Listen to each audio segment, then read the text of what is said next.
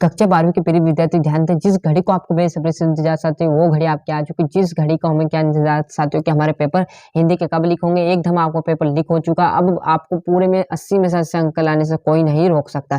सभी विद्यार्थी अच्छे से देखना साथियों, पूरे का टिक मार्क लगा दिया। जस्ट मेरे पास पेपर आए साथियों और मैंने टिक मार्क आपको प्रोवाइड करा दिया है ना। श्यामनगर के राज्य दरबार का दार्शनिक का जीव कौन था? तो लुट्टन सिंह। आनंद ने मराठी अध्यापक का नाम था, तो ना वह संद्रोगेवर है ना। सरल वाक्य है साथियों, जल्दी जल्दी बता रहा हूँ, इसमें कोई गलती होना हो तो मुझे माफ करना है। क्लियर साथियों, फटाफट, क्योंकि जिस विद्यार्थी ने किसी कारणवश प्रश्न नहीं किया तो वो जल्दी बता दूंगा, तो वो प्रश्न अच्छे से पढ़ लेगा और याद करने में जुड़ जाएगा है ना। विभव आ जाएगा, भारतेंद्र विभव आ जाएगा, कविता के फूल के बहाने खिलना, भक्ति की कहानी अधूरी है पर उसे खोकर मैं पूरी करना चाहता हूँ, प्रकृतिवाद आ जाएगा, छतों पर मराठी लोक उक्ति और संदेश आ जाएगा है ना। क्लियर साथियों, आगे देखने वाले हम यहाँ पर आपकी जोड़ी है ना। तो पहली जोड़ी आपके आ जाएगा रघुवीर साई। कृष्ण भक्त शाखा का प्रतिनिधि कवि कौन है? तो सूरदास जी। प्रकृतिवादी आपकी क्या आ जाएगी? रामधारी सिंह दिनकर। आप बढ़िया से यहाँ से जोड़ी का स्क्रीनशॉट लेते चलेगा। एक वाक्य की बात करें तो मोहन राकेश के प्रसिद्ध नाटक का नाम बताए तो लोहरों का राजन से। कविता की खिलना कौन नहीं जानता? तो फूल। और ये आपका संवाद आ जाएगा। पंचतंत्र किस प्रकार की कहानी लिखी गई? तो शिक्षा प्रबंध है ना। और सिंध सभ्यता का सबसे पहला नगर कौन सा है? तो मोहन जोदड़ो और विधवा सास है ना। और सत्यासत्य की बात करूँ तो भगत जी का चूरन हाथों हाथ बिक जाता था, ये बात सत्य है। यशोधरा बापू की शादी 6 फरवरी 1957 को हुई, ये गलत बात है ना।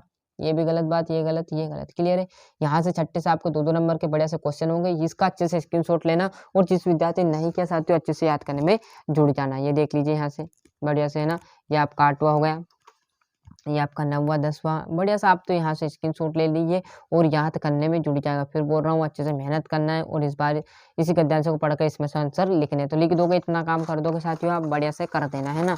और ये देख लीजिए, ये पढ़ना है इसी में से। और आपका काव्यांश है ना, क्या करना है आपको? 2 रचनाएं भाव पक्षी और साहित्य में स्थान लिखना है, 2 रचना भाव पक्षी शैली में स्थान।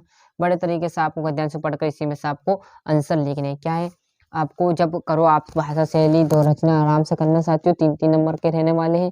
यहाँ से देख लोगे गद्यांश संदर्भ सहित वाक्य, मतलब इसी को पढ़कर आपको संदर्भ लिखने और वाक्य लिखनी, कर दोगे इतना काम। 21वां देखोगे, निम्नलिखित गद्यांशों को संदर्भ प्रसंग सहित वाक्य, मतलब इसी में भी आपके यही आने वाले क्या संदर्भ लिखना है, वाक्य लिखनी है और क्या लिखना है आपको? प्रसंग लिखने हैं। लिख दोगे इतना, ये देखना है ना।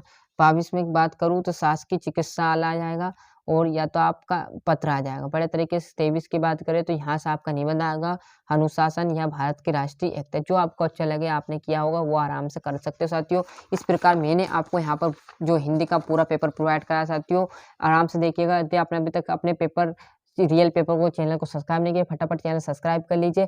और अभी तक आपने अपने जो दोस्त हैं उन्हें चैनल लिंक नहीं पहुंचाई तो उन्हें भी चैनल की लिंक पहुंचाए, जिससे वो भी अच्छे से देख सके और अच्छे से अंक ला सके। और जैसे आपको कोई पेपर रसायन शास्त्र अर्थशास्त्र का आएगा या यहाँ पर साथियों भौतिक शास्त्र का तो हो चुका है, क्लियर है, गणित का होगा, तो ये भी आपको जीव विज्ञान आपके पूरे पेपर यहाँ पर प्रोवाइड कराएंगे। यदि आपको भाई कोई 9th से लेकर 11th 12th 10th में हो उनके पेपर भी प्रोवाइड हो रहे हैं, उन्हें भी चैनल की लिंक पहुंचाते चलिएगा।